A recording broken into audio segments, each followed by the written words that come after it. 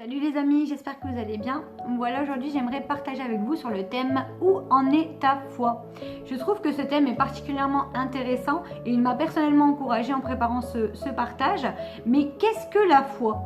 Pour cela, on va aller dans Hébreux au chapitre 11 et au verset 1 qui nous dit « Or, la foi, c'est la ferme assurance des choses qu'on espère, la démonstration de celles qu'on ne voit pas. » Je vais le reprendre. Or, la foi, c'est la ferme assurance des choses qu'on espère, la démonstration de celles qu'on ne voit pas.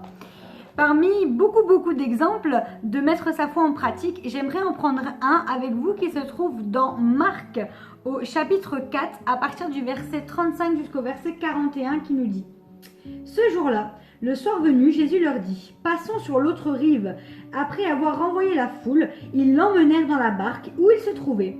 Il y avait aussi d'autres barques avec lui.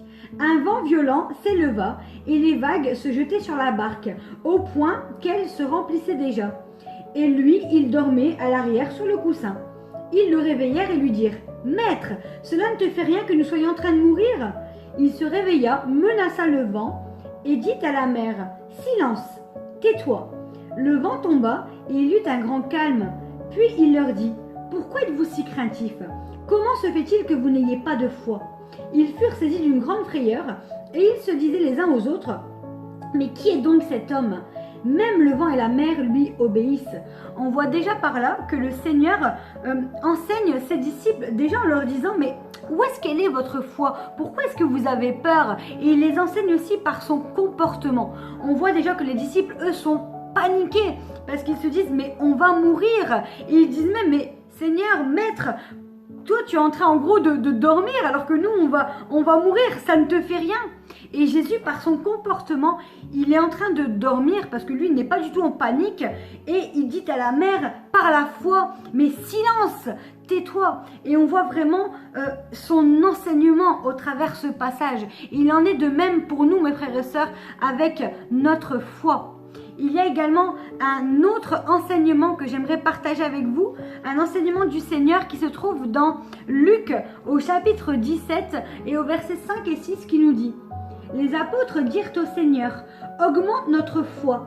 Le Seigneur dit, si vous aviez de la foi comme une graine de moutarde, vous diriez à ce mûrier, déracine-toi et va te planter dans la mer et il vous obéirait. » Les disciples ici demandent à Jésus d'augmenter leur foi. Et à cela, Jésus leur explique que leur foi est comparable à une petite graine de moutarde qui est suffisante pour déplacer un arbre ou encore une montagne. Cette graine, bien qu'elle soit petite, elle est vivante, elle est enracinée et elle se développe. Elle s'étend, puis elle grandit, peut-être dans un premier temps, pas forcément de manière visible, mais elle grandit malgré tout. On peut aussi la comparer à un muscle. Au début, le muscle, il va peut-être pas forcément être gros, il va peut-être être petit, il va être fin ou pas forcément de forme, mais au fur et à mesure que vous allez l'entraîner, il va grandir et il va prendre forme. Il en est de même pour notre foi, mes frères et sœurs.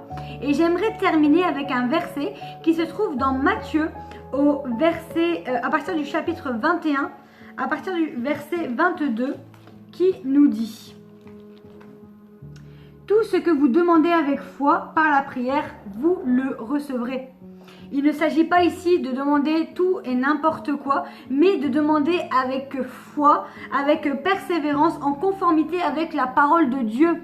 Bien sûr, Dieu ne va pas t'exaucer s'il sait d'avance que ce n'est pas quelque chose en conformité avec sa volonté et qui n'est pas bon pour toi. Je vais prendre un exemple.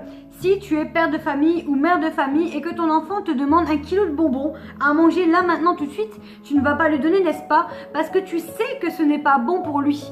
Il en va de même avec nous, avec notre Père Céleste. En tout cas, mon frère, ma soeur, si tu es dans cette direction, vraiment continue parce qu'il plaît à Dieu ta persévérance dans la foi en la mettant en pratique. Voilà mes frères et sœurs, j'espère en tout cas que cette vidéo vous aura encouragé et fortifié. Je vous dis à très bientôt, soyez bénis.